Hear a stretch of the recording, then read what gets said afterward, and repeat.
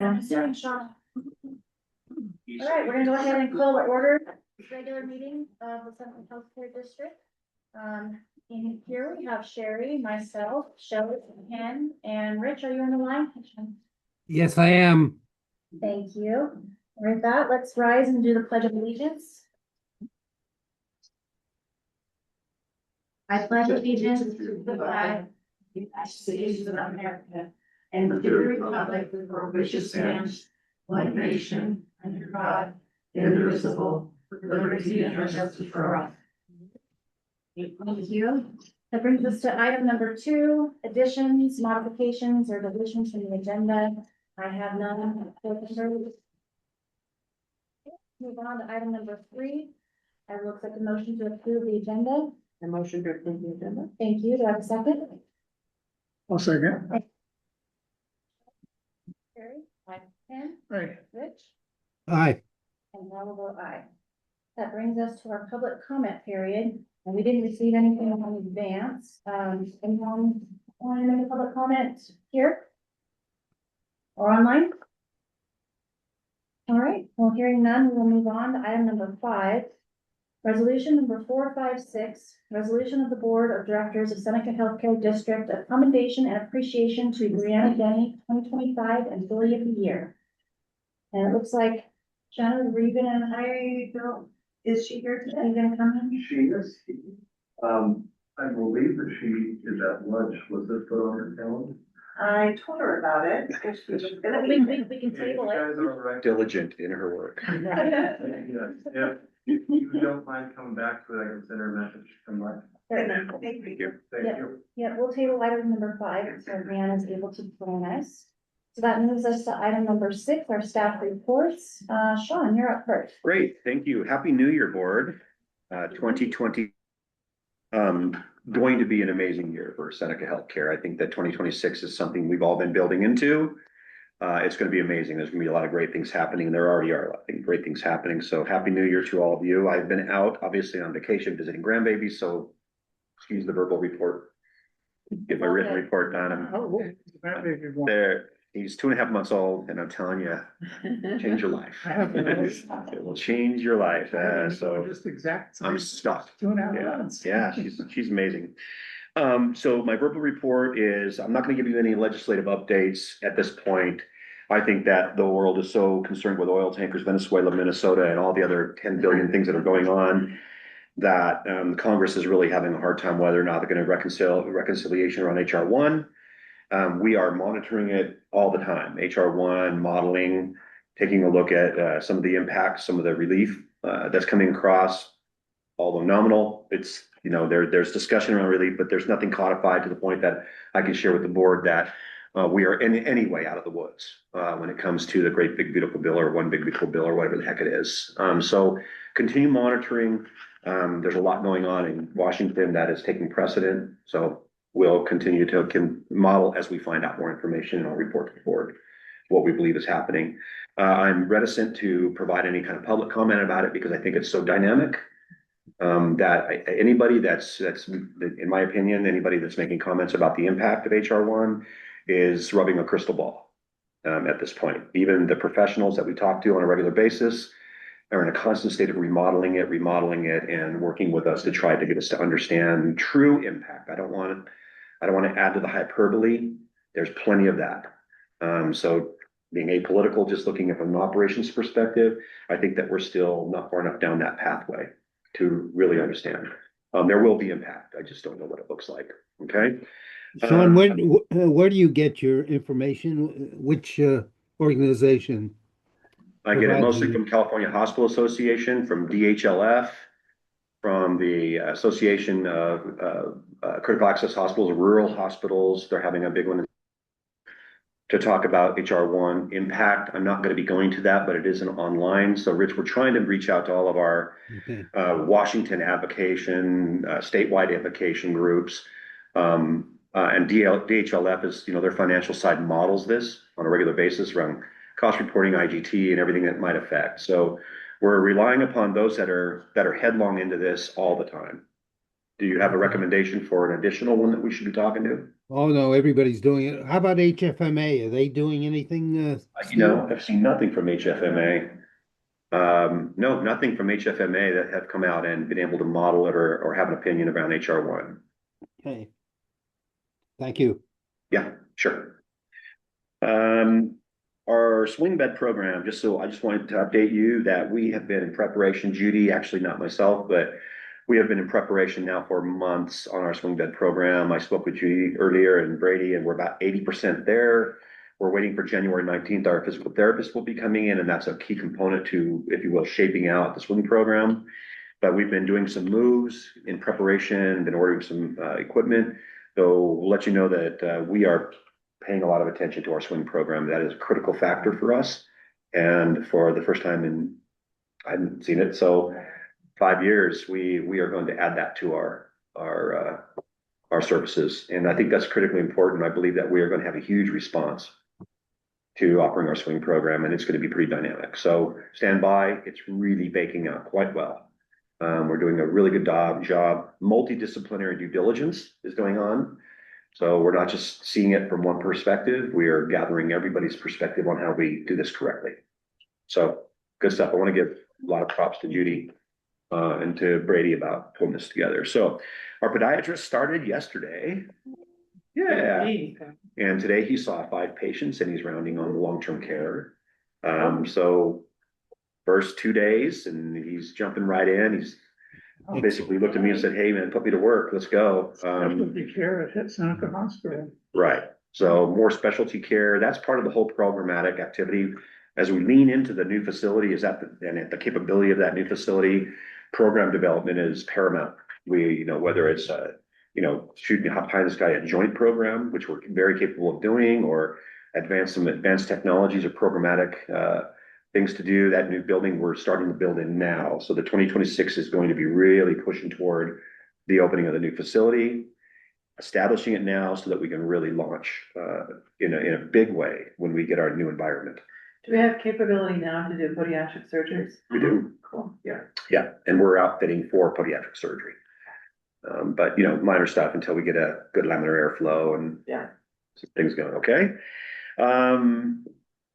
We've been killing a lot of trees for a lot of years, and I spoke with Ethan today, and the iPads we're just trying to define a little bit more. Y'all be getting an iPad so that you have CivAssist, all your board material will be online, it'll be on the iPad. The question I have for you is, does the board want a keyboard, or do you want a keyboard in order to be able to do notes on the iPad itself? Do you want it to come with a keyboard or option it?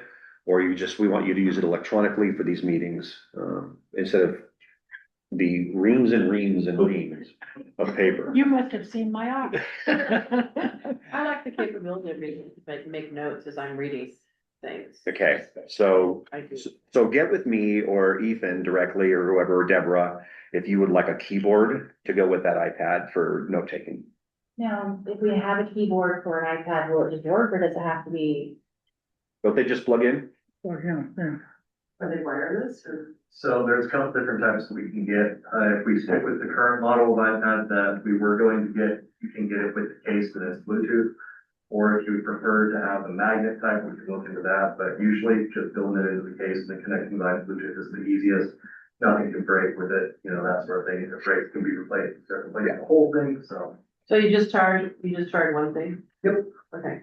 And then the case access is Stan Mhm. when it's open, so yeah, sounds Yeah. good. We're gonna look so cool when we're all digital, and we're gonna, the poor copiers, the copiers are just smoking, trees are falling, copiers are smoking.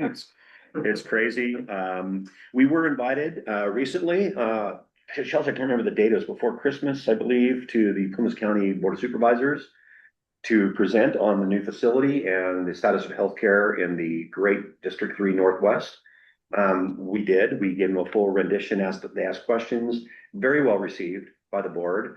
I followed up with an email to all board members, board supervisors, to come up and do a tour. Happy to have a lunch and give you a tour. I got one taker, so Supervisor Hall will be up on the 14th. That's next week. She's gonna be their new chair this year, so She's just been the new chair. that's a good one. So she'll be up on the 14th, and I'm looking forward to sharing the expansion of Seneca Healthcare in the Northwest. And really just in general, getting more engaged in county activities in District 3. We're kind of, we met yesterday with the Plymouth County Behavioral Health Commission. They invited us, talking about behavioral health up here in the District 3 area, which is pretty thin. It's thin everywhere, but it's really thin up here. And, you know, it's interesting questions. You know me, you give me an opening, I'm gonna take the shot. So, you know, they asked a question, is how many are 5150s brought in by law enforcement? I said none, because we have no law enforcement. Had nothing to do with behavioral health, but you know me, took a jab. Can't help me. I'm not helpable. But those types of things, talking about services, and again, reiterating the fact that District 3, while it seems like we're an ocean away from Quincy, because of the service levels that we get from the county seat and things like that. There were questions, what's it? See how they can provide better services out in this area? I think they wanted us to kind of, Judy, you want to help here because you did the entire presentation.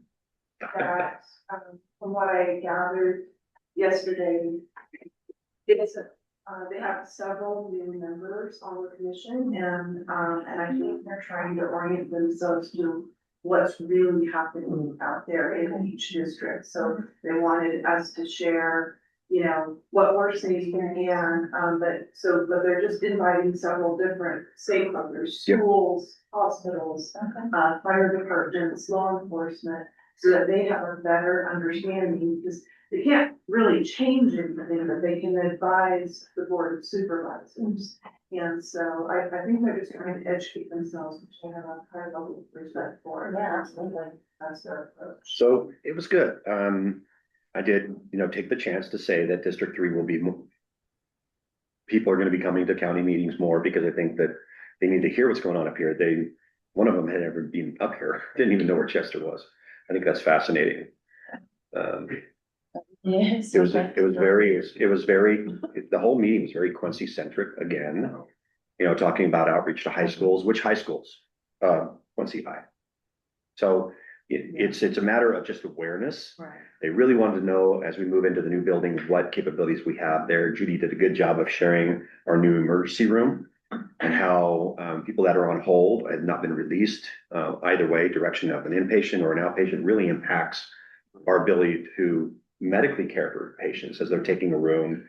We have one nurse, they can't sit them, so we need help. So we expressed our desire for help. Are you, aware, I'm not sure what commission you're talking about. I guess it's a statutory requirement that every county has a Plymouth County Behavioral Health Commission. And it's made up of not just behavioral health experts. And back in my day, we would call that the Behavioral Health Advisory Board is one of the same. I think it's one and the same. Okay, yeah, where everyone. So they don't have any power to do anything, but they do have the power to Like, put a lot talk to of the board pressure. of supervisors Yeah, to say, hey, this is a emerging issue. Can we do it? Mimi Hall took the chair at the board of supervisors, but she gave up the chair at the commission. She's on it. So She's gonna be she'll be pretty busy. yeah.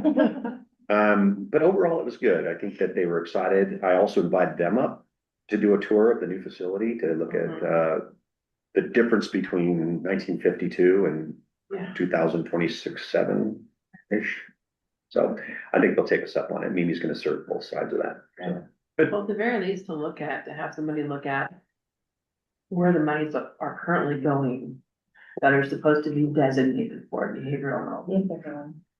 yeah, where they're, you know, the question always is, we know when it comes to counties, where they're going. Yeah. That's the big, it's not that they're not getting, although it's where is it being applied? And I tried subtly. I tried subtly to remind them that District 3 is part of Plymouth County. Believe it or not. So I think they got it. Judy, they get it? You should have just brought a hammer, right? Yeah, I'm so subtle, right? But no, it was actually, we really appreciated them inviting us, and I think we're getting more and more of these invites because there's excitement, not only building in our community about that, but there were questions about what does that mean to District 3? One of the questions was, are you seeing a population growth? Mhm. And I'd say we're certainly not seeing a decline. Right. In fact, the demographic, because of the gig workforce and Starlink and second homes, is actually changing the demographic a little bit. And the answer that the new facility will be able to accommodate whatever demographic or population growth we throw at the area. So it went into all different venues. It went into it was just about behavioral health. Turned into kind of, let's talk about the overall ecosystem. Because you reminded that. Yeah. It's nothing to do with behavioral health. Fix the schools and we'll have good recruitment and people will move up here. Yeah, I didn't explain to them that we lost a position because of schools, they were coming up here and excited to be up here and they looked into the schools and they're like, and they pulled their application. That is, we talk in the community about growth and about business development and economic development, but the schools are critical to that. If the school system's failing, people that would move up here that are maybe even higher age or higher earners or gig workforce will not do it. Yeah. They will not. They have to take care of their kids. So I don't know how we got in there from the behavioral health perspective, but any avenue It's a big really deal with the schools. My daughters, both of them are not in this area any longer because of schools, right? So, gosh, we went around the world on our It sounds discussion. like it. But it's good. It's good. We're making more of a presence, and I think the county is excited about what we're doing here. And I think it is going to be a keystone, a cornerstone to incredible development. What can be done around the lake. So anyway, that's mine. Any questions? Boy, I rambled on that one. I should have just done a written report. It was exciting. Any questions for Sean? Yeah, any questions from the board? No? Thank you, Sean, Well, thank you. and congratulations on the grandbaby. Thank you. Yeah, for sure. So Judy, what do you read? Oh, so you want to read? Yes, let's go ahead. Mm, We'll go to item number 5. Yeah. However, should I stand? I'll be up You here. can sit Yeah, wherever right you there. Stand. Okay, yeah, so that brings us back to item number 5, resolution number 456. Did you want to say anything, Jenny, before I was gonna read this? No, go ahead and read it. Okay, well, I'm gonna read this, and I don't know if you've seen it yet, but I'm gonna read it because we are very appreciative of you, so. Resolution number 456, resolution of the Board of Directors of Seneca Healthcare District of commendation and appreciation to Brianna Denny, 2025 Employee of the Year. Whereas the Seneca Healthcare District Recognition Program provides that an Employee of the Year be selected from the core value champions of the month winners during the past year by the executive team, and Brianna Denny was hired on July 8, 2019 as a medical receptionist and was promoted to certified medical assistant on March 14, 2021. She then transitioned to the Information Technology Department and became a workflow EMR optimizer on May 13, 2024. She has since been promoted to Information Technology Technician 1 as of June 29, 2025. And whereas Brianna Denny was nominated as the Employee of the Month for July 2025 by the finance team, and whereas Brianna Denny was selected by the executive team as the 2025 Employee of the Year, and whereas Brianna Denny is a valued member of the Seneca team, known for her positive attitude, strong work ethic, and willingness to go above and beyond to support her coworkers, patients, and the facility. She consistently demonstrates professionalism, kindness, commitment, truly exemplifying Seneca's core values. Now therefore be it resolved that the Board of Directors of the Seneca Healthcare District does hereby commend Brianna Denny for being selected as the 2025 Employee of the Year and expresses its deep appreciation to Brianna Denny for her dedicated service to the district. And with that.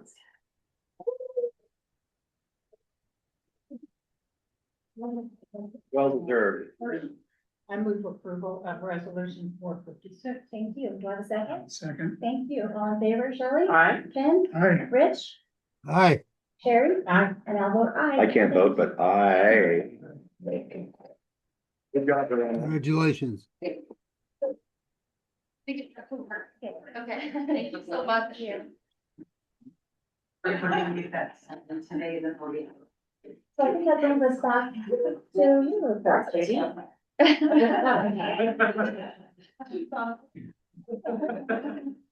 So, you have my written report in front of you, so just a reminder that we're definitely deep into flu season right now, we actually had our first hospitalization. We're seeing a lot of influenza B in the community, but, influenza B so far has not resulted in any hospitalization here in Seneca, but, for hospitalization, yeah, usually it was an influenza A case, and that's what we're kind of seeing, across the nation and throughout California.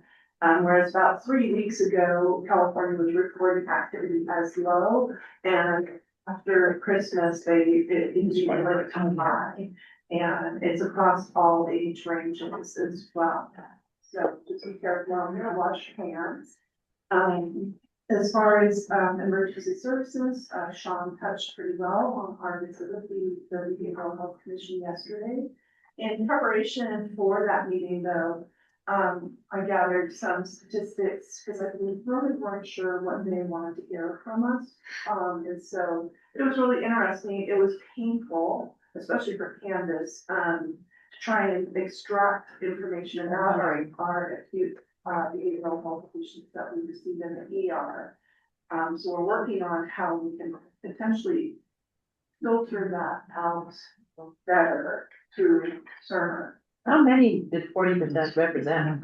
We had a total of 10 patients that were brought in, on Crisis. 150 people. And the vast majority of our, the patients brought in are brought in by law enforcement. Occasionally, one will present and we will just have to use our telepsychiatry, services, and they are available 24/7. They will decide to place the different if we, and for those that come in already with the hold, then they determine whether it's going to be upheld and they require inpatient psychiatric, or if they're gonna be able to safely plan their home, depending on the resources they have. So it's interesting. So that was 10, and it sounds like, where some of the other hospitals, especially in Quincy, the Quincy Hospital is seeing a much higher volume of these types of patients than we are. Anecdotally, they just basically said that. Right. Is law enforcement taking any of them from this area to Quincy? Not that No. Yeah, they're probably not here, okay. Where is the closest physician site? red. Right. And just, you can just imagine that they're almost always impacted, right? They're almost completely full. So they're looking as far as Southern California at times for placement for an inpatient that needs to be held. So the interesting part, sorry, Judy, I'm jumping into you're swimming in your stream here, but the average length of stay becomes an issue for us, Sure. right? When they can't get them out, they have to be upheld, but they don't go anywhere. Yeah, It becomes so a real we problem. looked at those, that 40% of the patients who did have their hold upheld, by the psychiatry. The average length of stay was 21 hours. So if you have 2 beds in your ER and one person is holding it for the entire Hours. day or more, because that's average. So some of them will live this for 3 or 4 days, where others are, one time, and it's pretty impactful. We don't have sitters. We don't have safe rooms. We don't have any visibility into those ER rooms unless you're standing right there in the doorway. Yes, just ill-equipped to be able to manage long-term patients that have to have a hold. The way that we designed our new emergency room was very much with these, this category of patients in mind Yeah. that are. And you have no one to sit with them and monitor them? No? What's that? No No one one. sits with them, no one We monitors them, do as much as we possibly can, so that, but that means. but no one from the outside, no one from behavioral health. Oh, gosh, no. I want to think that our emergency rooms, I mean, they're not in preparation for it. I mean, ligatures. So visual is really important because they're not set up for this. We have ligature issues potentially, so we're just not built for that. So getting them assessed, and if it's upheld, getting them out. Well, it's better for them as well. I mean, they're getting the care. So stuff we have to work on for sure as a county. As a county, for sure, it often just falls upon hospitals, and, there was, Assembly Bill 1316 that was passed in 2024, which says that, behavioral health has to treat an unstabilized, acute psychiatric emergency the same as any other emergency. So let's say we have someone having a heart attack come in and we have to immediately get them out, and an accepting hospital must accept if they have capacity. It's the same. So, they can't wait for, a hospital, psychiatric hospital that they have contracted with. If there's any psychiatric hospital available and has the capacity, that patient needs to go and they need to work out their financial considerations Yeah. later. Very, And I don't think that a lot of people are completely familiar with Simply Bill that has been in place for almost 2 years. yeah, So, they can't do a wallet biopsy, is what we're saying, just like we can't, It right? takes time to do those spas, they won't accept, at least that was my world. They won't accept right away, say, oh, we gotta do a single patient agreement. You're gonna have to hold off and wait, right. and how receptive is our county to doing that? Uh-huh. Because the And same we've already dynamic done occurs in everything. Yeah. larger communities as Yeah. well. Even as far as medical clearance goes, our doctors are quite familiar with medical clearance process. We've done all of the required labs, studies. Make sure that, there's Medically some clear. organic going on in Yeah. the patient. So anyway, so that's where we're at currently at an, average 21-hour stay, which is relative. At Enloe, it was not uncommon for us to have 7 or 8 150 holds at any one given time every single day. Right. Sometimes our average length of stay was more like 6 or 7 Yeah. days. Yeah.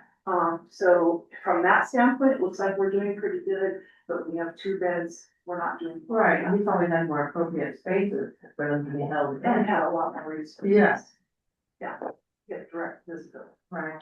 yes. When you had LCWS right there, right, and you have them in-house, yeah, I could do it. Anyway, and then looking at what we're doing on the outpatient side of things here in the clinic, because we do have telepsychiatry and we do see, Brady, gave me the stats that, of our referrals, about 6% of them on average are referrals to outpatient services that we can provide right here. Those are usually for varying levels of depression or anxiety or PTSD, alcohol dependence, things like that. Pretty lower level, not acute psychiatric disorders. But at least we can provide some level of service. And I think as we continue to work on our partnership or a medical third party, I think we'll strengthen that even more. Yeah, and they were curious as to what we might be able to provide in the future for, say, like the high school student population, that's what it. So. Yeah, and no mention of, how if there's possibility of repurposing the old hospital, we haven't brought that up. I think at some point we need to lay that out there, that we have a facility will become vacant. Does the county want to consider having a closer inpatient capability? I don't. Look at that in terms of, do the counties, because she hasn't done any counties. Right. Once again, it's too early to start projecting that out there, but I think it's a conversation that we need to have with the county, since it's so hard to place in the valley. Maybe we have something that's becoming available here when we open the new facility that can offer something to the county and keep them more local. Yeah. I don't know. This is something that the county needs to talk about. ResPed has facilities in Reading and Chico, and they're just, student interns there all the time, and they're just overflowing. Well, the one that was built in Sacramento, the consortium that built that one in Sacramento, it's overflowing. Yeah. And So, from my own experience, there'd be a lot of interest in the Sierra County, Modoc County, all the counties up here. yeah, the relief is not gonna come from outside. I think that the county needs to take a really good look at how we create relief in the county. Can we do that here? It's something that, I don't know if it's doable, but it's something we should at least say might be coming available. I don't know. We talked about that being a possibility That's before, one option. Yeah. but with the age of the plant, we didn't think that was I think necessary. Lassen County would jump in on it. Well, there you go. If you could create an outlet for the surrounding counties and offset the costs of retrofitting. Maybe the county needs to do a study on what it would actually cost to retrofit to make Yeah. it viable for such a purpose. and even third party run it. County doesn't have to run it. A lot of third party companies will do the administration and run it. So Yeah. they'll create the staffing around it. Yeah. But it's certainly an issue and it's not gonna go away. Right. And behavioral health is becoming more and more an issue. Whether it's, drugs and alcohol to start and then mental disorder after, it's hard, chicken or egg. Sorry, Jody, I just want to say we haven't offered that up. I keep jumping right into your rice bowl here. You should say, Sean, you had your chance. Had your chance, John. Okay, As far as the community hospital goes, obviously still, we have a tiny little bit of a hiatus over the holidays, but everyone's making up for it this week and next week. So just a ton of activities, there's one going around that. Brady and I are working on compiling lists of, especially surgical instruments that we may need. Currently, right now, I want to support our new podiatrists as well as, what we feel pretty strongly with, other, expanded surgical services. And so, more to come on that. We started our CNA training program this week. And there's six. Okay, I was gonna say, I think I read six, yeah. We have six in the month. Someone said five, and I was like, they all started and it went smooth and. Yes, good. Yeah, Shannon and her team put a lot of work into helping us on board and getting that going.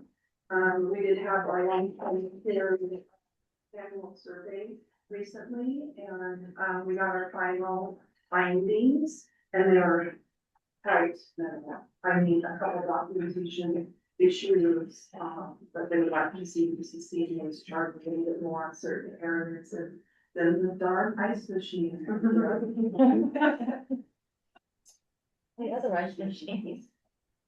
And then, auxiliary wish list. So, our wish list, I'm not getting, I mean, making our wish list because we have this huge wish list that's going into that, hospital.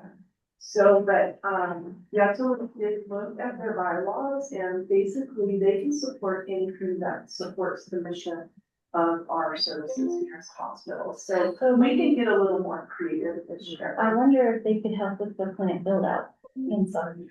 that or the, SBS, Yeah, right? there's certain things in the. Yeah, for sure. The support building that were not included in budget.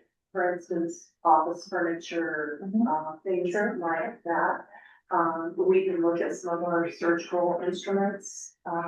Although I think we have a healthy budget for that in the new project, so we have to be careful of how we navigate that a little bit.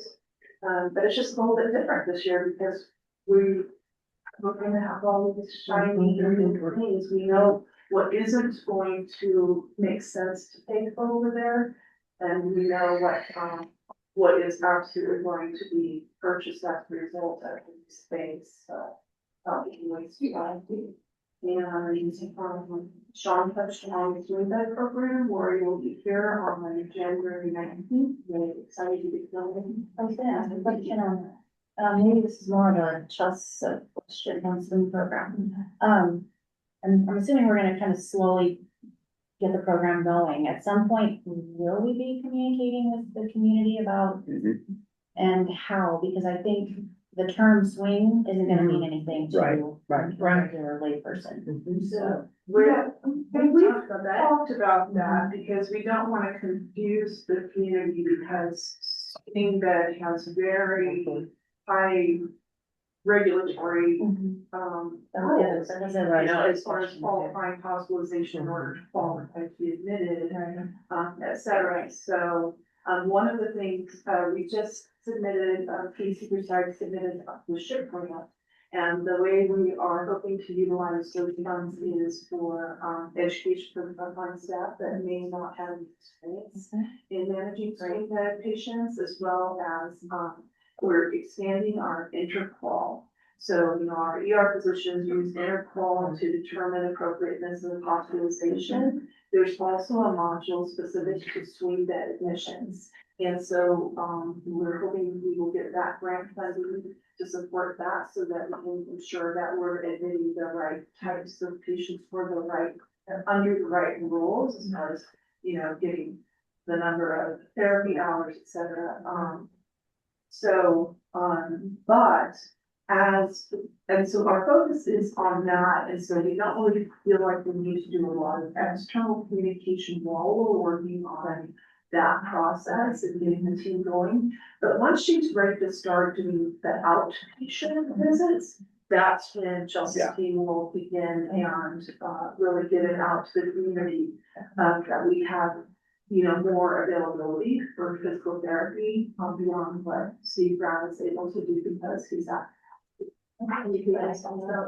Yeah, so I can either update you guys now or later on, but so there's a whole plan that we're gonna kind of tie several different press releases together over the next 6 to 8 months, depending on when the program gets up and going. But like the first press release that we're gonna be releasing is New Year, New Services. And so basically that's gonna be our way of tying in Dr. Martinez. It's gonna tie in our PT. It's gonna talk about how we're increasing some of our hospital services and things like that, but we're not gonna call out swing. We're just gonna very generalize, we're increasing these things or offerings to the community. We're also talking about our new providers. And then, as Judy said, once we develop these things further and we're ready to put that out, then we're gonna go into, okay, now our PT who's been here a while is ready to help accept outpatient and service this community and fill this gap that we've seen over the years. And so the same thing will happen, like if we decide that we really need to, because we might, this swing guide program might get developed and we might realize off the bat that with our, our regulations or stipulations, all those requirements, we don't have this need to put that out in additional format. So that's kind of the plan there, but then, as we keep going and we develop these further, we'll release more information to the public about the different options and the different things that we can do for them. Okay. And then I guess on the other side, my question would be, we have a plan to educate the regional facilities and hospitals so they know what capability. Absolutely. So we have a separate list, Yeah. a list that it's hospitals, providers, doctors, and it's the ones within our region that we work with. So anytime we have a doctor or we have a new service or anything like that, we send information out to those specifically. So that is something that we would send out, but again, we'll work with Judy on that because we're gonna wait till that program is ready. So that Judy's like, okay, yes, we can tell Yeah. all these hospitals that we're ready to, Does PDH have swing? Yes, yes. Yeah. And our profile will change with Renown. Our profile will change with Enlo. Right. Right. So, yeah. We've already had, we've put the new physical therapist attached with the podiatrist as well. Because she's used to doing a lot of, rehabilitation on patients who've had, podiatry services or surgical, interventions. So we already got that going, so we have a list of things that she requested to support. Okay, great. That's a great match. Mm-hmm. Combination. Okay, thank you. Yeah, you're welcome. Anything else you want to add? No, thank you. Any questions for Judy? Thank you, Judy. All right, Shona, that brings us to you. Oh, I'm sorry, No, I said Brady. Brady. Ready? Brings us to you, Brady, sorry.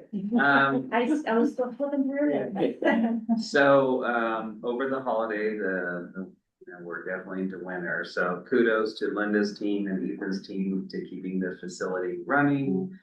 Because that last storm did, play some havoc with it.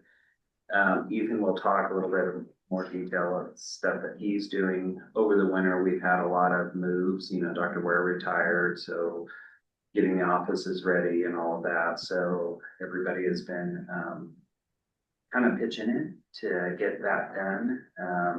As Judy mentioned, the flu is here or something's here because not only is it, we're seeing, our patients, come in with that, but the staff too.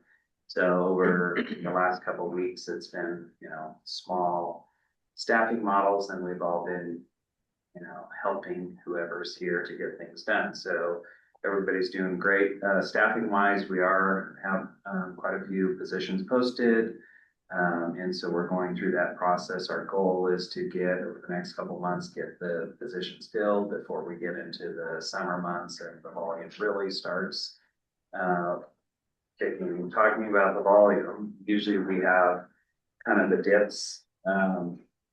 So the end of December, so our budget this year for volume is 10,800. End of December, we are 150 patients over what the numbers were last year into December. So we're trending a little higher. Now February is usually a lower month, but January has been, because the volume has still been pushing pretty good here at the clinic because of the flu and everybody's getting sick, and we're starting to see that our numbers are running per day kind of on the high end. So we'll see how January, but definitely there is flu, something in the air. So wash your hands. MRI services are going really well. I believe we had 7 this week, so the numbers are staying strong, and that's the new service that is up and running, so that's a positive. And probably the biggest and the last thing before I pitch it to Ethan is starting on Friday. This is a big thing for our patients and for us. Is the electrician will show up for that clinic door, and he'll start doing the wiring for the electronic arms for those doors. The door. So electrician will be here Monday or Friday and Monday, and then the door company will be here Tuesday and Wednesday so that you can push a button and the door is open.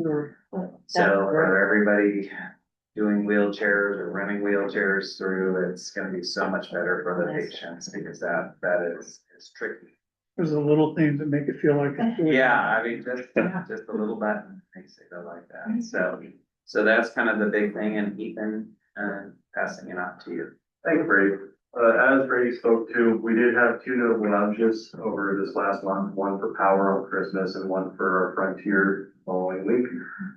We did go back to our downtime procedures. Everything went well. So nothing major to report there. Additionally, Ethan, did Starlink, did we fail over to Starlink? Okay, so we were able to keep the EHR going? Yep. Excellent. So, and just a little bit of insight into that, our EHR center, we have an uptime and a downtime version. The uptime requires you to be here. When we fail over at Starlink, you have to go to downtime. Downtime is slightly more restricted, but it keeps us in it, keeps our charting optimal and everything along those lines. And so with that in mind, we also did do all of our regulatory reporting, auditing, our security risk assessment, everything like that. So you should expect a full report on that in the coming month, most likely, as we review it internally as well. Based on our findings on that, most of our findings have to do with things like policies and procedures and compliance. And as far as the strength of the infrastructure, that all still seems to be staying and stand. Besides that, to cap it off, we do have an external penetration test scheduled for this month.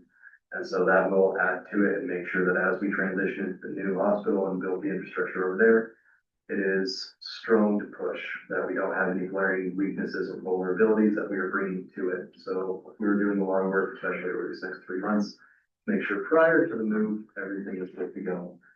And this one's a little bit funny. I mentioned it to you, Jerry, last time we met. The spearfishing attempts continue.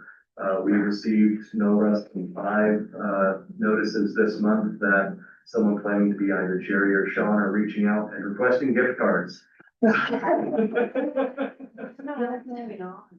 how do you know that's not real? Dang, I got a new grandbaby, her. Spearfishing does typically point down the chain, but just for all the board members and the executive team and everything like that, be aware, sometimes it does shoot laterally, so.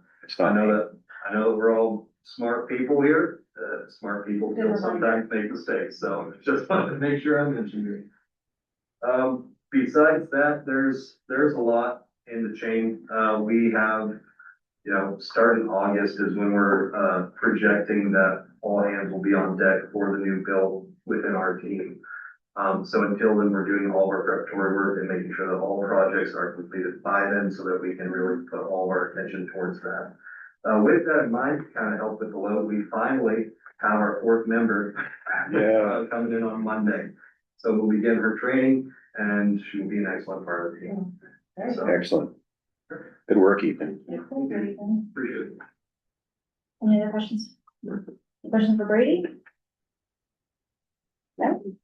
I just want a quick question, it's been rolling around my head, are you familiar with the North Valley Community, what is it, Foundation? Yeah. Oh, yeah, Yeah. very, At very Butte much. County? Yeah. Well, I have a few students who are affiliated with it, so I started thinking, I wonder if Well- there's anything they can do for us up here. No, And Columbus County is part of it, so. Yes. So we work with them down there quite a bit. Dr. Miller is, on that board that started partnership. I mean, there's a lot of connections there, but very familiar with that group and all the members and the providers that are also part of it. Yeah, They really stepped up, during the fire. Yeah. Yeah. Yeah, I know that the focus for Columbus County was the fire And recovery. made Yeah. large donations. Yeah. And I was wondering, resources as thinking well. about the I think they 5150 developed a deal. relationship with the Almanor Foundation. They They did. were like, they're one of their base clients. Yeah, they're And really that's- close with Yeah, that. and- Matter of fact, they umbrellaed them. That's correct. Yeah, and the same discussions that we have up here, Judy and I have been in those discussions down there, and so. But yeah, they are a big help to the community, so. Yeah, these issues are not unique. Just a little bit more impactful here. I could start, pushing my students who are interning there. Right. Yeah, no, it's a great group of people for a good cause, and they do. Just like the McConnell Foundation out in the Yeah, Raleigh Reading. area too, familiar with them, and I've worked with them, and so, yeah. Thank you. Okay, now Shannon, it's your turn. So we are looking for a nurse practitioner. We have someone coming on site, January 15th. And we've been getting quite a few other resumes coming through, a lot of newer grads. So hoping to see what the one on the 15th looks like, and then we'll go from there, but positive that we have resumes. Let me ask a quick question about the website on that one. So, if I'm a provider and I'm like, oh, well, that might be interesting to check out the area and check out our website. Our website's great, but it doesn't prompt me when I go and look at the providers that we're actually actively recruiting. So I just wanted to throw that out there. at like our current providers, Yeah. that page, okay, we can add that. I'm just thinking that might be Yeah. something to, if someone. 'cause I Join the think- team. Exactly. Yeah, Something like that. careers, right? So like the current provider site, yeah, we can do that. Yeah, I was just thinking that might be helpful because if somebody's thinking, oh, I wonder if they're even looking for anybody. Yeah. Oh, yes, they are. Right, yeah. Yeah, great We'll point. add that, that's a good one. Okay, thank you. Sorry to interrupt, Shannon. No, no worries. Our PT again, still hoping January 9th is a go. She just emailed me, her, moving truck is delayed by 1 day. So she'll be here Tuesday instead of Monday, so she'll get a copy of the license. Yeah, we got her license, so she's pretty good, and set to go. We're Our excited to C- have her. I know. Our CNAs again, like Judy said, they started on Monday. There's 6 of them. They all showed up, which was a Good good start. start. So better than the interviews, yes. So we're excited to have them. Currently, doing our CBA renewal, have 2 scheduled meetings and hoping to wrap them up and, ratify by the end of the month or February. I have high hopes that we can come to an agreement. Employee appreciation, we had our Christmas party. I think it went off really great. Chelsea and Brandy did a great job, putting that together. Let's see, physician recruitment, not a lot of traction going on right there. I'm still doing the sites, but haven't got any more resumes on that end. And then just, the next thing would be December was very crazy. We had 13 people onboarding, which included the 6 CNAs, so HR was very busy. We continue to get them going. We've had of the 13, the 6 started and then 2 more. So we still got a few more in the pipeline, which is good. It's been busy. Any questions? Any questions for Shane? Thank you. All right, Chelsea, that moves us on to your marketing and PR report. So, what's going on as far as pre-planning for the calendar and schedule for the 2026 year? So when I say that, not only we plan out several different calendars and plan out the marketing like calendar and plans, then we also look at the community events. And what ones do we need Sean at? What ones do we need Judy at? What ones do we need Brady at? Things like that. What ones might be appropriate for board members? So over the next month, you guys will all see like emails or calendar invites from us with this is happening and, you know, this might be a good opportunity to represent Seneca. A lot of that doesn't start until May or June because things are kind of quiet, but we will have like chili cook-off starting in February 6th or February 16th. There's things like that. So you guys will start to see those coming through. Hopefully the next board report will have a full calendar attached for you guys for what we've found so far today. I think we have a town hall coming up too, right? Are we speaking at that one? The nonprofit town hall. I'm not sure which one's the next one coming up. So the next one coming up is the nonprofit town hall. Oh, okay. We've actually declined to speak at that one. There's a lot of people that are speaking and asking for money at that specific town hall. So we're actually going to speak at the next one. Just to kind of give a little separation. So, and we'll do another update for where we are on the build and all that, and we'll throw Sean in the hot seat, and we're actually gonna have Brady potentially help with that town hall as well. So then that way we're, you know, introducing a little more of our executive team. We did another video today, We did- so we've restarted our videos. I've been hearing a lot of compliments about the videos. Yeah, really like, we didn't do a lot over December just because there wasn't a lot going on out there. But we will keep those going again. They really enjoy them, and they really enjoy the way you present it. too. Yeah, this was a fun one today. Yeah, we did a fun one today, so we're editing that. We're gonna slice it down just a little bit. Don't go over it yet. Come back from Florida, just chatting Kathy. She's over there going. Talking. A little bit, but it's fine. She even had us put some of the construction workers on video, so I had to go track them down, sign a release. Oh geez, I didn't even think about that, right? Right, but yes, so those will go out. We have one tomorrow, and then we'll continue doing those regularly. That one and piece it out. We didn't every area of the hospital, we just took it in, we did. That's what she said. She said, oh, we're done for 3 months. Thank you. Got 3 months worth of copy here. All right. Lot going on inside, so it's gonna start changing drastically Yeah. inside. And that's the part that we want people to like, we want people to get excited and see all those changes, and that really draws in the community and the donors and all of that, so. That's a good thing. So we talked a little bit about the press releases, so we're working on marketing, the full marketing plans. So we have like a PT marketing plan, the one for Dr. Martinez.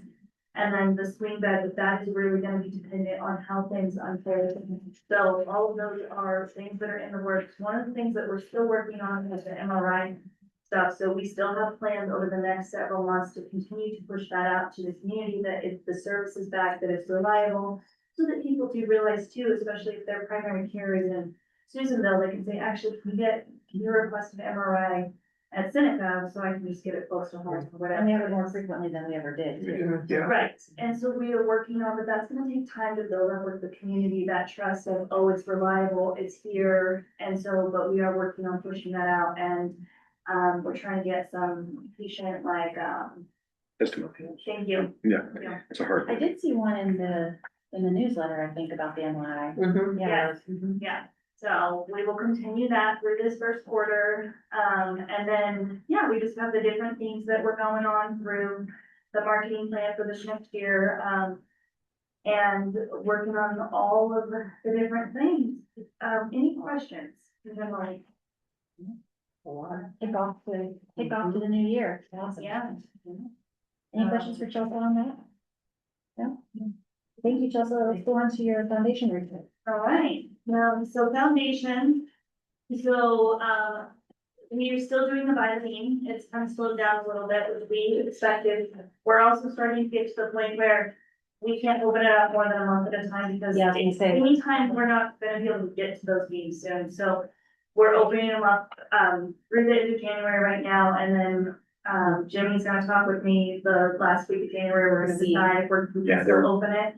They're We getting are- harder to get to, for Yeah. sure. We're brainstorming on other fun things that we could do. I think we're gonna try and do something with artwork and maybe something with like, yeah, just maybe plants in the garden, things like that, that again can be a reasonable dollar point to where people can donate and still get involved and be part of it.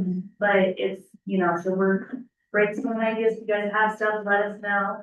And you're also, sorry, yeah, speaking of the garden, do we have planners and things worked into the budget for the garden? So some of it, yes, some of it is working with the budget, and then there's some things that were originally on that are like, oh, this is our ideal garden stuff that got cut with our budget things, so those are the things That's what I that, was wondering. that we would possibly wanna add back, and what we're looking at right now is we're working on a, kind of like a catalog of like things that donors could buy, and we can put a plaque on it, like, this was donated by, Bath or yes. benches. Exactly, so that's what we're trying to put together right now, of just different things throughout the hospital, so as we get closer to, we'll work with staff on the different things that maybe, you know, didn't get on the list, but would be really nice for their department or whatever it is.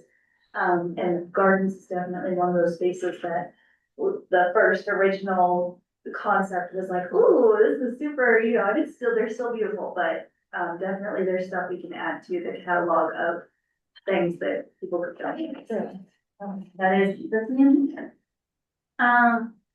Working on tax receipts, so that's been the, you know, the last couple of weeks, things that we're getting out for all the donors, all that, support services building.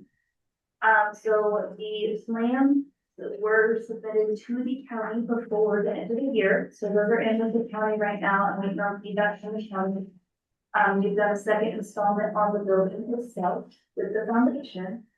And then we are working with Russ on the next steps of when to bring in kind of the, you know, and the build team on when to start bringing in these people for, you know, foundation work, footings, all that stuff that's gonna have to happen. And, it's progressing, so. we'll see And how working that- with Rod to make sure we're not. Yes, Yeah, they they- coordinated, yes, Yeah. so coordinating to Huge. make sure it's all gonna, we're not gonna get in the way of what they're doing with the main bill, so. Lots of. Yeah, the timing on that's unusual because they would like to see the building, at least the foundation in prior to paving the road. Cause they wanna Right. bring them together, so it's a whole, Right. one of the roads going in so they can lay the foundation in and create that grade. So there's some logistics to this, Yeah. for sure. So NST is helping us with, is gonna help us with like the plumbing, electrical stuff that we'll have to do. So right now, we just permitted a building, get up the building, and it's like a shelf space of garage. It's essentially, and then we'll go from there. So, yeah, and then the grant was accepted, we received the check, we deposited the grant for the lab equipment. So, we get to start spending money, but we have to start spending money on lab equipment. So that's gonna be another, internal build team conversation with our next steps there and what stuff, how we can get this money spent for this lab equipment and what to do with it. That's just amazing, I just have to say. That's wonderful. Yeah. Yeah. So, but they, I did receive, you know, a message, because of contract, all of that for the grant, right, for the conditions. Yeah, and, we just, now they wanna know as soon as we start spending the money and ordering equipment, so that'll be another internal meeting. Golf tournament, we're already working with sponsors, we've got 3 people that have already committed to sponsoring. And we're starting to reach out to the phone calls to all last year's sponsors, and we will have the golf tournament May 29th. Mark it on your calendar. It's a lot of fun, and it'll be fun this next year too. And then we're continuing with, policies, estate planning, all that different stuff, with the foundation. So. Great. Any other questions? A lot going on. Solid work. Any questions for Chelsea? A lot going on. Rich, did you have any questions? No, thank you. Oh, cameras. Cameras, yes. So I'm waiting on the password for you guys and then later you guys can. Great, thank you. Thank you. Okay, let's see. Thanks, Chelsea. So that moves us, item number 7, we don't have a bill for compliance for this month. So then that takes us to number 7. Steve, so he's online with us. Steve, you're up.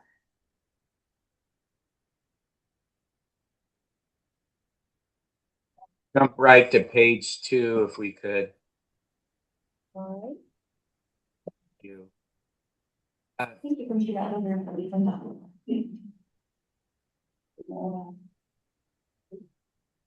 All right, so we're looking at, for the financial report, we're looking at November 2025, the fifth month of our fiscal year. A lot of the conversation and presentation so far covered some of the things that I was going to discuss in my financial report. So I'm going to stay off of the larger discussion and just focus on the financials that we're presenting for November and the other materials that are in your packet. So for the month of November, this was a little easier this month for me to be the glass half empty guy, because this was a rough month financially. It was a combination. Well, I guess you could say a combination, but overall it was, we had all right, oh, that's not mine. Ethan, could you just scroll down just a tiny bit so we could get the other down, as my father would say. There we go. Okay, thank you. The net income was a loss of 714,000 versus a budgeted loss of 491 for a negative variance of 223. There you go. Keep creeping up there a little bit. We can go back up to the income section again. And this was all this negative variance. That stopped. That's fine. This negative variance was all driven off of revenue. Now, Brady Haynes talked about our dip months, and November, December can be a dip period, a dip being a decrease in our utilization and in turn our patient revenue. So we definitely saw that here in the month of November. You can see it's coming both from inpatient and outpatient. On the inpatient side, the total patient revenue was negative to budget, $119,000. And I think we beat up the swing bed thing. And I think the team has done a very, very good presentation of what we're doing to address that. And so right now we're just dealing with the financial reporting aspect of that we anticipated having this in sooner, but now we're on track to get this going here in the first part of 26, and we should be back on track when we get into, say, March, where we're more in line with the projected revenue. But for the month of November, we definitely saw the negative effect of not having that in place. One positive thing is our long-term care continues to be essentially fully occupied. That's obviously there's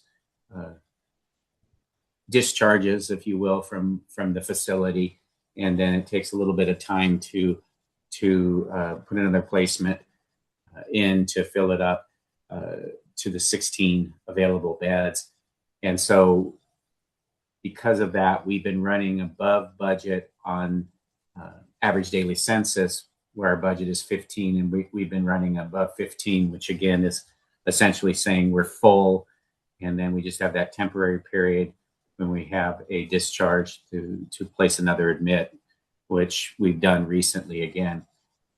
A piece of good news there is that our daily rate for Medi-Cal, which is almost always all of our business, we have recently had one private pay patient in there, but our daily revenue received almost a $70 a day increase, $65 a day. Yeah. So that positive variance is a combination of that the utilization, the census is a little bit above budget, and definitely our revenue per patient day because of that pay increase is positive. So props to Tessa Parsons and her team and Bonnie Brower, who's taken on the MDS and the treatment authorization requests or TARs. So things are going well down there. Judy talked about the survey, so it's really, really important because as we head into the new facility, we talk about having all the aspects of our operations ready to go into that new facility and be prepared to manage the potential increased utilization that we'll have from the facility because the offerings that are available. And dang, it's going to be a really great place to go. The long-term care is adding 10 beds, and that's a big part of the pro forma that we prepared to service that additional debt when we go into our permanent financing. So having the long-term care running at almost full capacity with quality care in an aged facility is fantastic. So there you go, glass half full guy. Excuse me. And so this all carries down. The outpatient revenue was negative to budget pretty significantly. One of the items in there that contributed to this is we've been struggling with some of our pharmacy charges. The way that pharmacy works is that there's a cost for the particular meds that chargeable medications that we have. And, just like anything, they're marked up so that not only do we cover our costs, but we generate a little bit of profit. And we've had some real issues with the way that markup of the cost has gone. And so we generated some revenue in October that we had to take back and reverse in November. That just as with some of the other things we deal with, Cerner is a completely ongoing management process where now we have to look at every single day. We have to look at all of the pharmacy charges and put claims on hold until we fix them to get the charges where they should be. So that contributed a little bit to that negative variance. The adjustments to revenue percent of gross revenue was 69.3 versus 72.5. And this is really due to the fact that we had we were almost at budget on the acute med surge, but the swing bed being under budget, that reimburses at a higher percentage than our overall budget of 72%. So that's why we're a little bit under there. When we go down into the expenses, you can see that thanks, Ethan. You see that the salaries and wages are under budget, whereas the contract labor is over budget. Our contract labor, our registry staff is now solely in long-term care. So that was over budget, but it was because we had staffing shortages, and it's just covering employed staff with registry staff. So professional medical fees and going on down, more or less everything's plus or minus very close to budget. Other expenses, the big item there is that we paid recruiter fees on two positions. One is the Dr. Goodall, who's going to be a combination of emergency room physician and also provide some level of primary care, nothing that we can really create like an expectation or not, but has ability to provide some coverage and support in the primary care area, but maybe can do two other things. Be strong in the area of hospitalist work, which is when we admit a patient to the floor in an inpatient status, or as we go into our swing bed program, and also when we put a emergency room patient into an observation status. And so we brought him in, or he'll be starting shortly, and then the physical therapist we brought in. We budgeted for recruiting, but both of these came in a little bit above what we budgeted per placement. So thus the variance there, and plus the overall expense for the month. So when you add all those together, our expenses were actually in line with budget. And there's our income from operations with a negative variance of 266,000, which again is almost entirely from the revenue side.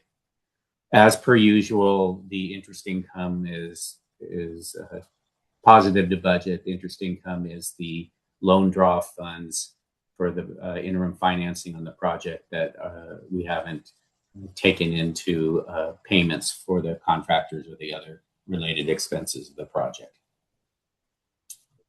Questions, thoughts, comments?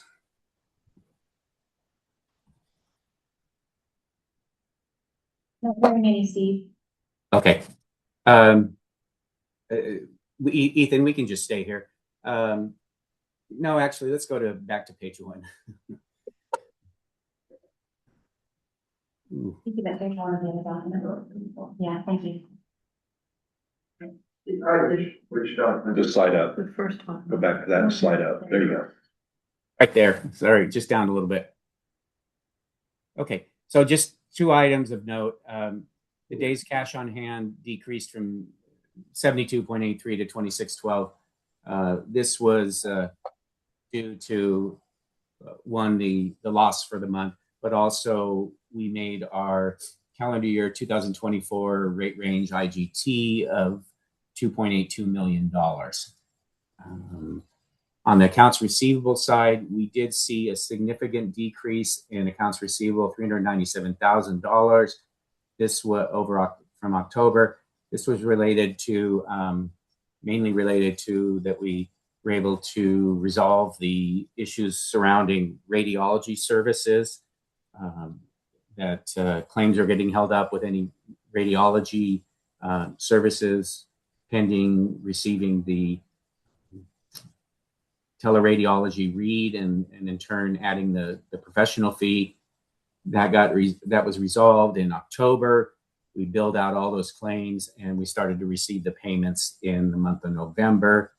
That positive event was offset by a very, very challenging event related to long-term care, whereby when we finalized the contract with Partnership, or memorialized the contract with Partnership for long-term care, the address that they mailed the check to was somehow entered erroneously, and our checks were being returned, and on and on and on.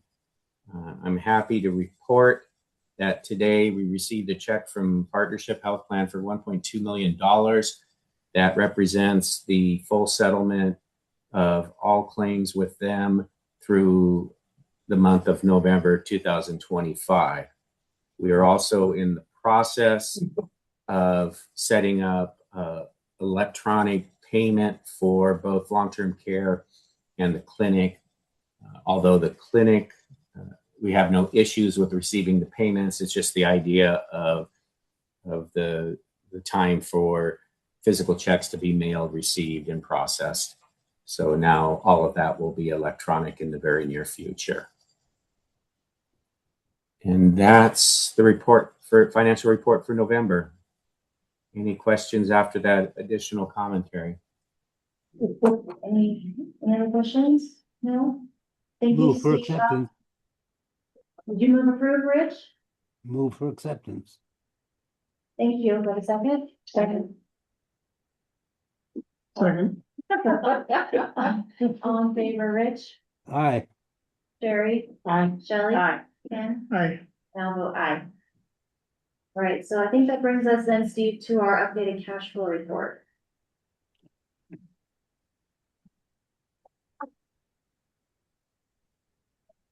On this cash flow report, we just reported out the November cash, where the days of cash on hand dropped down to 26. Then in the month of December, we were still struggling with the long-term care payment issues with Partnership Health Plan. When we were able to reach out and connect, I was able to connect with my peer there. They understood what was going on, accepted as much responsibility for it as we needed, and offered up and produced a $675,000 advance payment on our rate range payment from them that we'll receive here at the end of the month or early February. And so that helped us get through December. Now into January, this was produced before, this report was produced before we had the confirmation that we were going to get the $1.2 million. We knew we were going to get a good chunk of it, so we put 1 million in there, and that'll just have to flow through, and we'll see how we get to the end of January. The the good part of this is we have finalized our line of credit with Western Alliance Bank.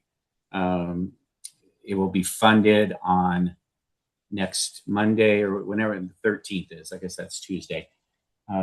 And the only draw we'll need to do is to pay the attorneys on both sides and give a $5,000 commitment fee to Western Alliance. So we'll draw $35,000 and then quickly repay that. So we'll have a zero balance. So we will not need to draw any money on it by with other than that, and then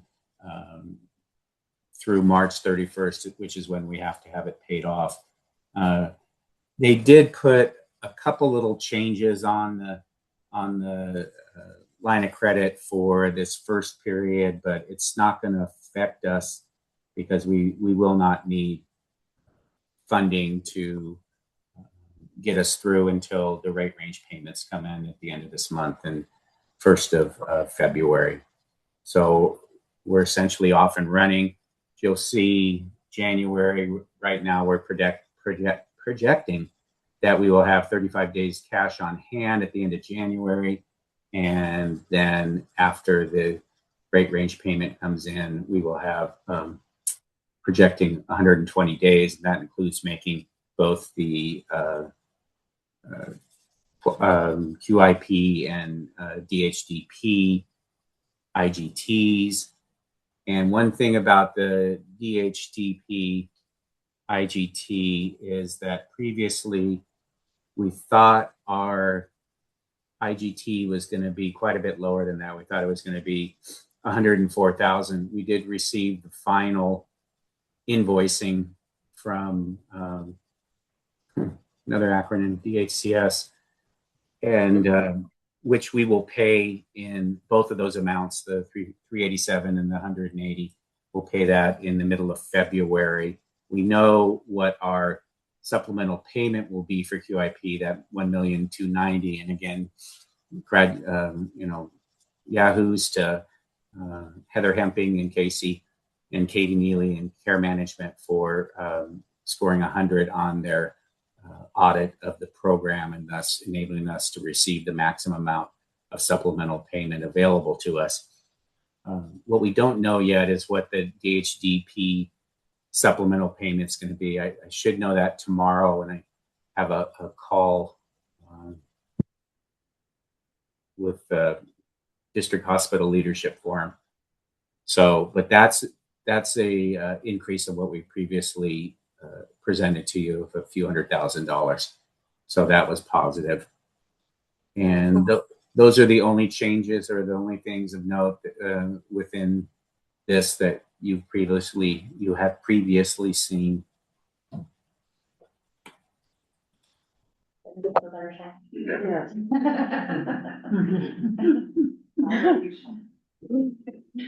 It's always this time of year. Yeah. Thank you, Steve. Any questions on the cash flow report? No, thank you. We can move on then to the R1 rev cycle report for November.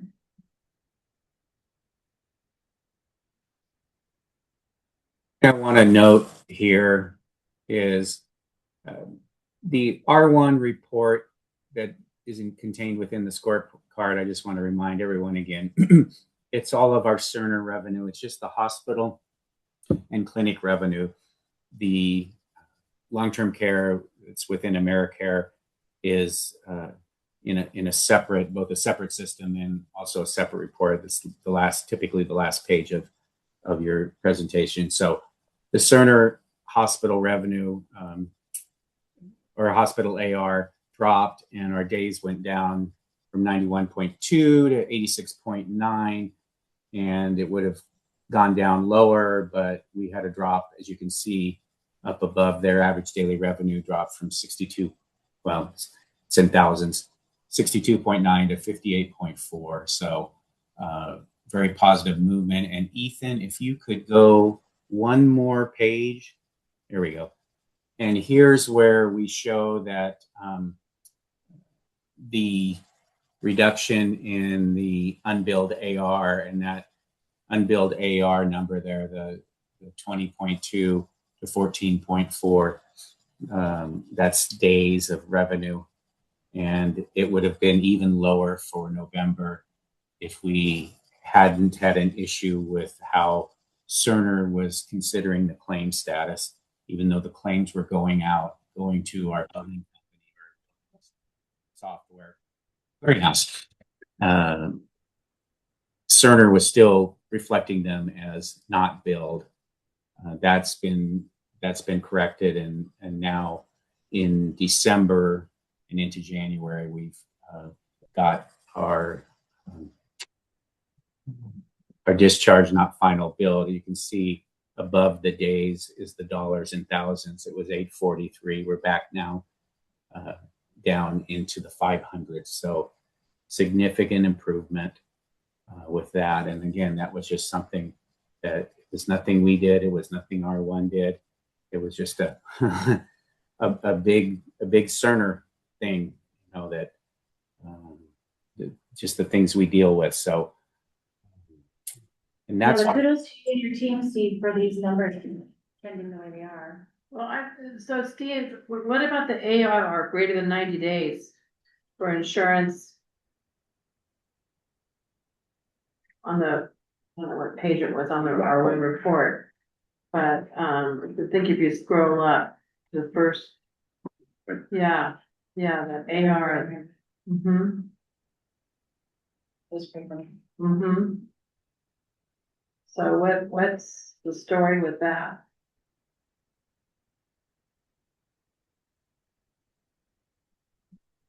Steve, I don't know if you heard Shelley, she's asking about the aging for the AR greater than 90 days.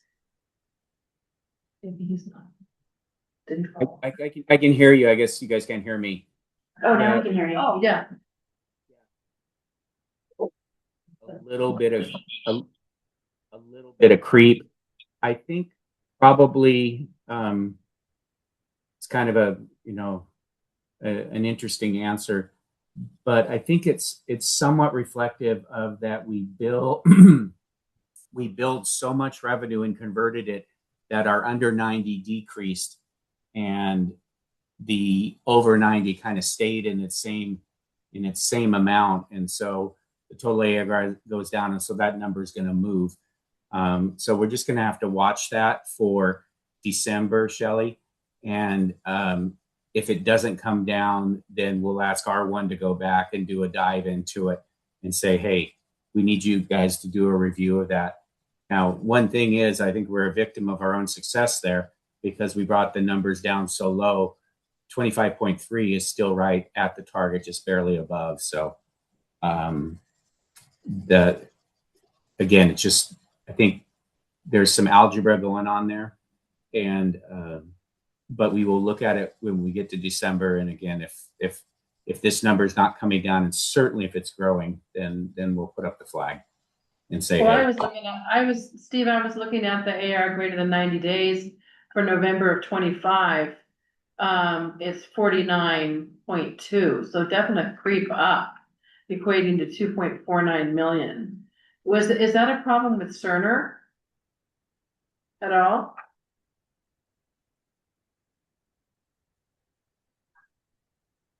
That our private pay AR, we we aren't able to turn it to bad debt yet.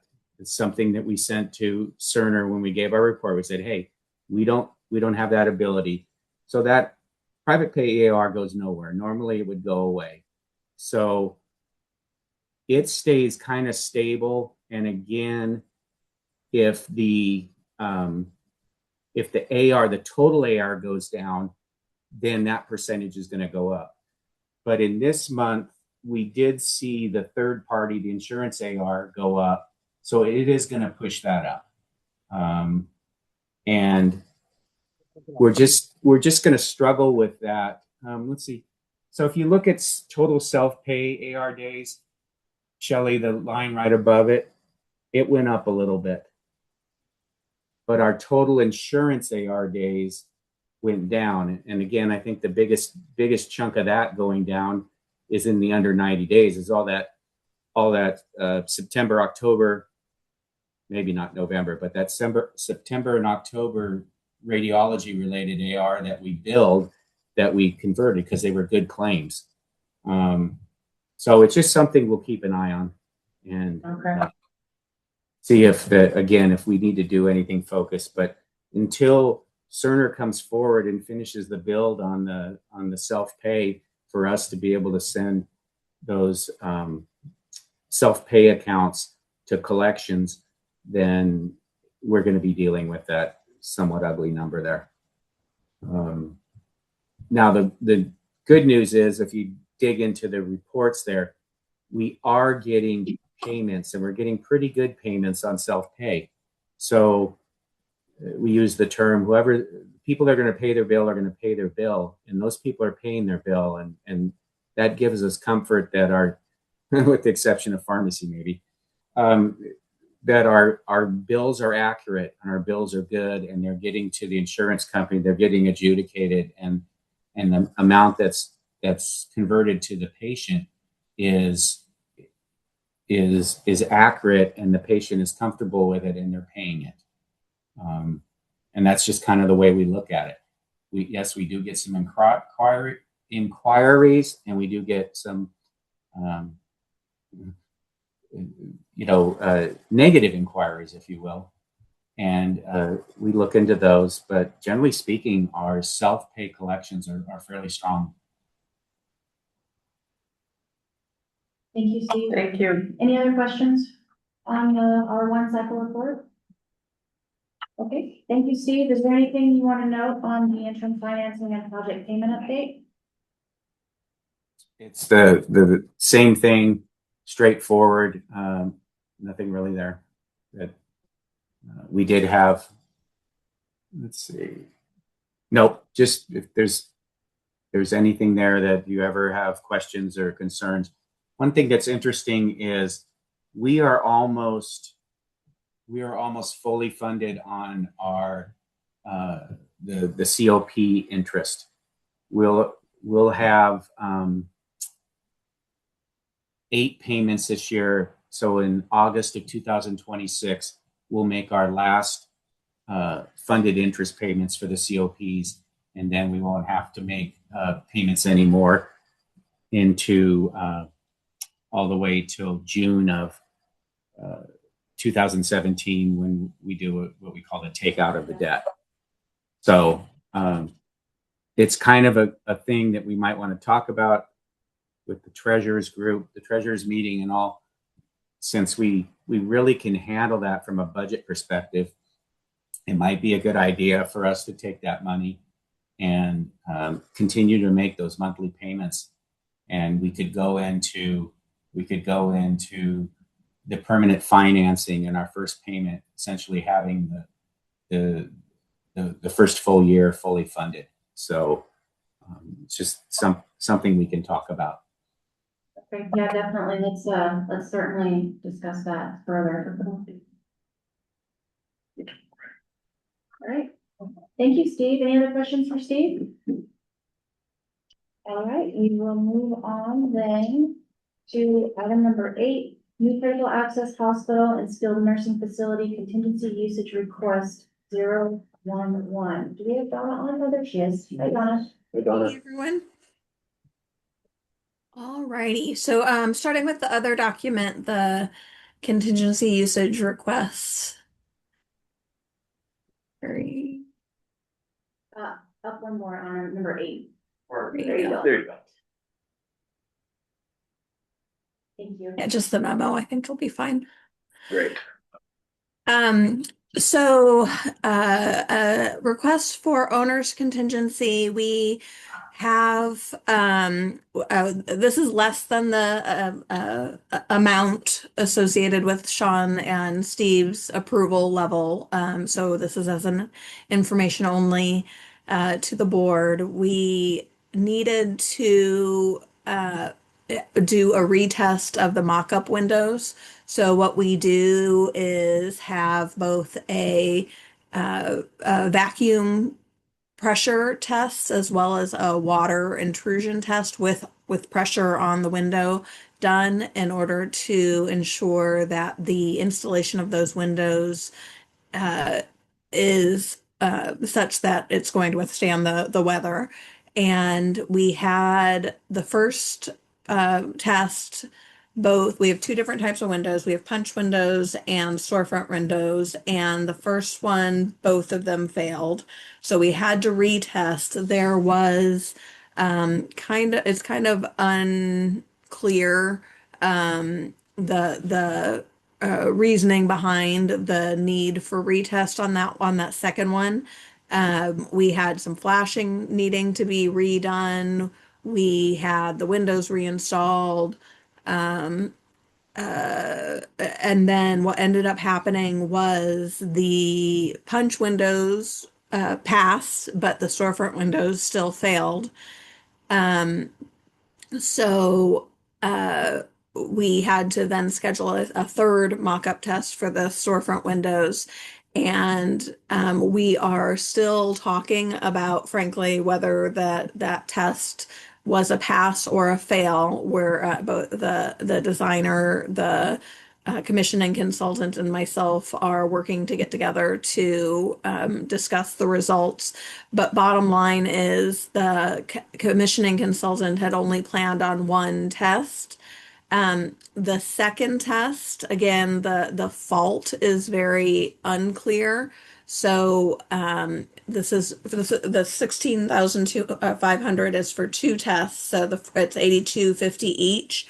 The second test, I am proposing that the facility cover the costs for the retest. The third test, I'm proposing that we put that back onto the contractor for not having the pass of the storefront windows. But bottom line is I need to get the contract amended for capital engineering for the total amount. And then I am working with the contractor to assign responsibility to him for the second test, for the third test. And so that half of the 16,500 would ultimately get switched over to contractor responsibility. But in order to, in the meantime, get capital engineering's contract amended, I'm indicating that we need to pull the full 16,500 from owner's contingency. So know that it's the intent for 82.50 to go back into owner's contingency, but for the time being, I need to ask for the full 16,500. So with that, I'll open for questions. So Donna, that makes sense from a practical standpoint. I'm just wondering how we're going to present this so the USDA will follow it. I think that we're going to have to do the full, similarly, the full ask for use of the owner's contingency and do the same explanation that it's the intent to go after the contractor for half of it. But we need to now just move the money from the owner's contingency so that we can do the change order to capital engineering's contract. Okay, and is there a need to do this before we figure it out with the general contractor? Yes, because Yes. the capital engineering's needs to be able to bill for what they've done. I gotcha. We don't want to stop there. Yeah, no, that makes sense. I just wanted to make sure I understood. And then I think I'm interpreting the first failure, we're saying it's gray because it could have been related to the flashing design and or window installation. Exactly. And or combination thereof, but we fixed both of those items so that we passed the punch windows after. Correct. And but with the storefront windows failing, and we were out in the rain with a tent over us and gave them multiple opportunities to retest and retest and retest, and it just failed. What's the challenge with the storefronts, do you think? Or do we know? Not yet. We're still working through that. Again, the commissioning consultant, the designer, and myself are working to find a time to connect. We were supposed to get together yesterday, but the commissioning consultant got pulled into something. So, yeah, so we're working through like whether we feel like it's an adequate, whether it has to do with not having a full installation of the whole system, or whether we feel like it's something that is missing on the storefront window itself.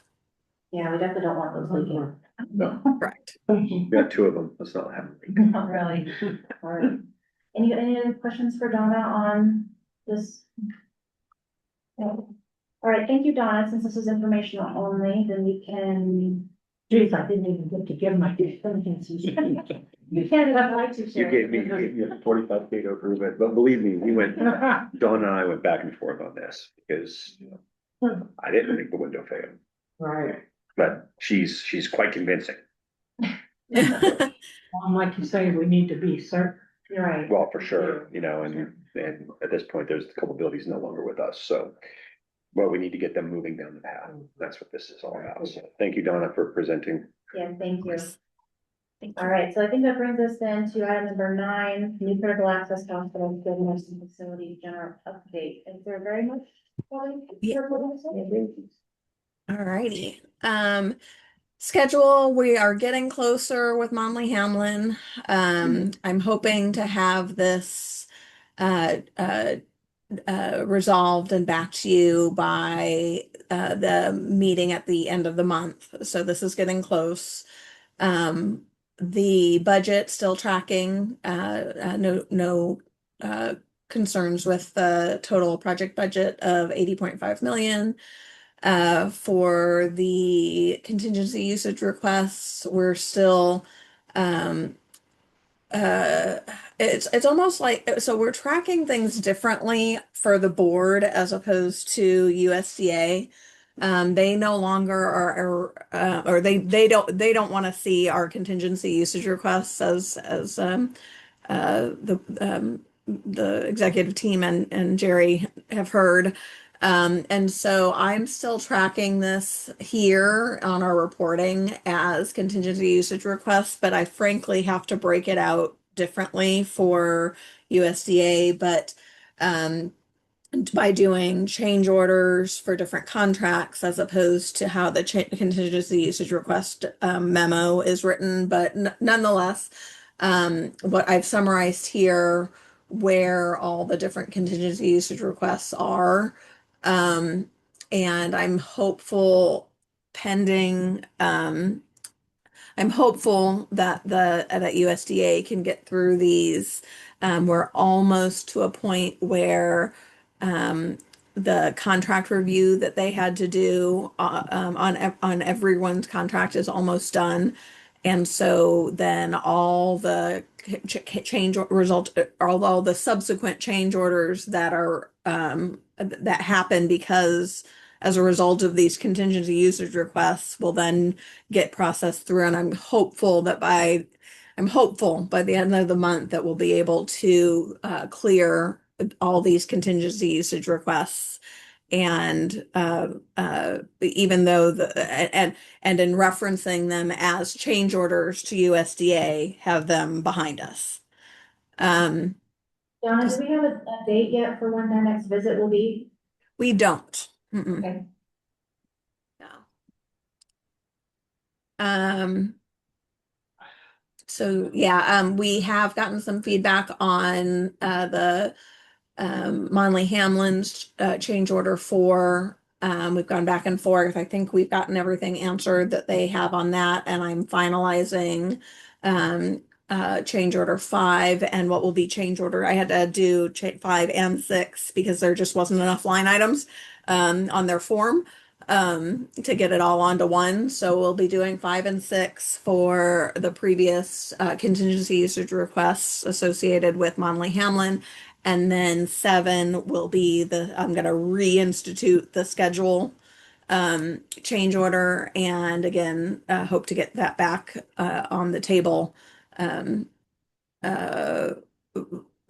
I don't think it's going to be any different than what the board has previously seen. So I don't think I think it's going to be for information only for the board at the end of the month. And again, that would be change order 7 for Monley Hamlin. Any questions on all that? I know it's pretty complicated. Okay, moving on to design and permit. I don't have any updates there. Before we move on from that one though, I know we've had on here for a while that Penfire was needing to do some additional interior review. Yeah. What does that entail? There was a list that Chief Gray had developed when he did his initial review. It was things like looking at the exit signage, exit route signage was one that comes to mind. It's a lot of I will take another look as to refresh my memory. In my mind, it's things that are farther down the road, but let me take another look in preparation for the end of the month, and I can give a better update at that point. Okay, thank you. Donna, were you satisfied with his response to your email, by the way? I'm afraid to ask if it has to be lighted. I'm guessing no. We do have electrical there. It would just be a matter. I don't think it does, but if you want me to get with him to see if he will commit to that, it just needs to. I don't think it needs to be lighted either. No, the address. Oh. I don't think it needs to be. He named out size and all that stuff, but let's get a final answer on that for sure. Okay, yeah, I think we need to clarify that it's up on the building. It's not on the signage. It's not on the entry signage. Because 4 inches up that high is not very big.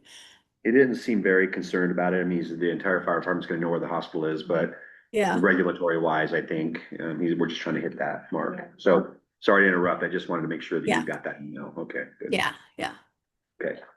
Yeah, I was trying to weigh how / if to respond on to clarify where we intended to have it. Yeah. Right. Alrighty. Medical equipment planning. We've added on the last page of this report, we've added a summary that we'll keep updating for the board. So what was approved by the board is this overall budget line item.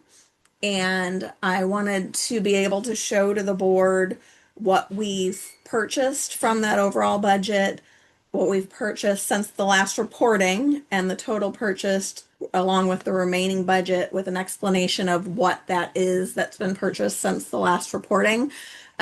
This may get a little long. So I'll have to figure out how to best present this as this last column gets bigger and bigger. But it may be a footnote instead of in that column. But for the time being, this is what we've got. What we've purchased since the last reporting is the mini C-arm, 2 PACU stretchers, and 2 rolling carts that are going into endo now that will get moved over to the new facility, of course. So for a total of 94,795. And when you look at the bottom line remaining budget, we've I guess first looking at totals purchased, so we've purchased 2.559 million of the budget. We have a remaining budget of 2.917. And so hoping this works for the board as a report as to the status of the equipment procurement. I appreciate Yeah, this very yeah. much. I was very excited. Good when you got snapshot, good that. snapshot, yeah. Yes. Great. I think, just a point of clarification, for total purchased, is that money that we've actually issued, that purchase orders we've approved, like what specifically does that mean? Is that money that's already gone out the door or that's committed? It's committed. Committed, okay, that's what I I wanted. don't have a column that indicates dollars out the door at all. So none of this indicates how many or which of these dollars have been spent or have been paid. Okay. This is all about committed dollars. Okay, and I think that's sufficient, Mhm. board, you Yeah. agree? Is that okay? Rich, do you Yeah. agree? Think about it. Yes, yes, yes. Okay, thank you, Rich. Yeah, very much appreciated, Donna. This is very helpful for us. Great, glad to hear that. Alrighty, so then moving back up to construction. We are not quite dried in, but close enough, and they've got it set up inside such that they're able to continue working. So we've definitely hit that milestone of being able to continue through the winter. So it's great news, and it's also helping with the schedule discussions as we expected with the contractor. So this is all good news. Donna, And what about our doors? When will our doors go in? I actually don't. Sean, do you have that information? Yeah, I thought the frames are here. I think they're gonna start framing in the doors next week. I think that sounds right. Yeah, What's that? Sorry? that sounds right. Yeah, from the OAC. I'm trying Next to week, they'll remember. frame in the doors. These are And then- exterior doors. These are the exterior doors, and then if everything goes hunky dory with the storefronts, those will go in. And they are going to, on the slider doors for the emergency room and the main entrance, talk to Jimmy, they're gonna put the insides part of that to seal it up and leave the outside off. He said fewer things to break is a really good idea in a construction zone. So I think they're really focusing on the doors. So when we say dried in, you can walk through there now. Nothing's getting in. It was warm today in our tour. So it fully dried in would be doors and those storefront windows, It but was warm even without doors. they've got heaters in there. Yeah, they're blowing in propane heaters that are blowing in hot air. Oh. And they gotta keep it a certain, when they start hanging drywall and stuff like that, they're gonna need to keep it at a certain temperature. But for the most part, there's no water in there. It rains and it's, other than people tracking it in Have you been in it recently? today. Today, how does it feel? What do you think It's, they are not messing around. is it warm enough? You feel? Oh, yeah, I thought, and yeah, I mean, the guys in there, they're working outside and they're all prepared inside. They're taking jackets off and stuff. So, yeah, I think they got a good plan. Yep. Yeah. Excellent. Alrighty. Support services building, that was due to the Seneca team's amazing efforts. They got that submitted before the end of the year, and it's in review by Plumas County right now. Moving on to financing, we are waiting. We've gotten. We're waiting for input on 15 from me. So all these have been paid all the way through LA request 18. USDA is still catching up with their review. They were allowing the interim lender to make payment on the outlay requests while they had been in on government shutdown. So they're catching up with their reviews. We're getting some feedback as we go. They fully reviewed, they're fully approved 14. They're working on 15. We got some feedback on 16 that I need to respond to, and then waiting for 17 and 18 feedback.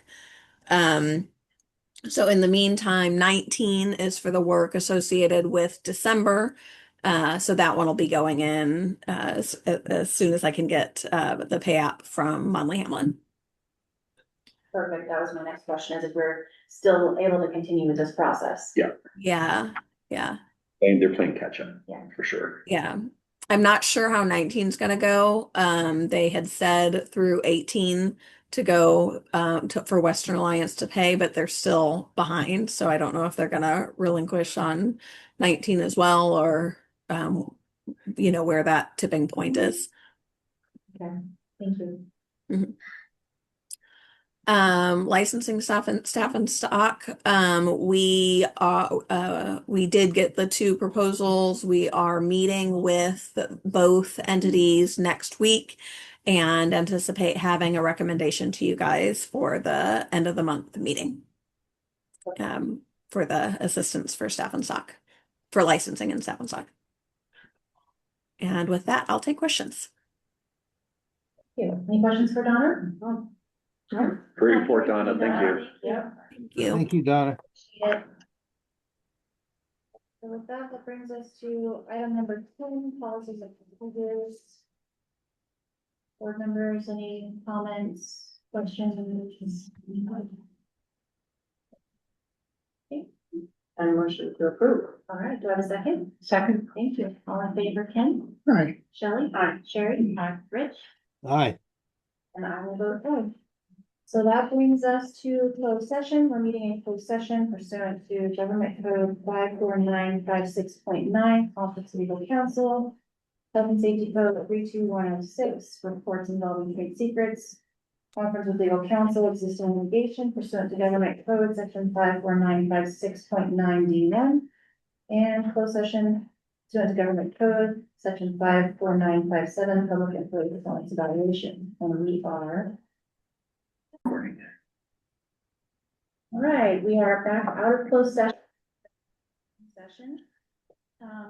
In closed session, the board completed the CEO performance evaluation and made a decision to award a bonus of $16,000. And with that, that moves us on to item number 13, future board meeting agenda topics. One point in the future, sometime we should have a board planning session. Our next regular board meeting is going to be Thursday, January 29th at 2 p.m. here in the conference room. Meeting is adjourned.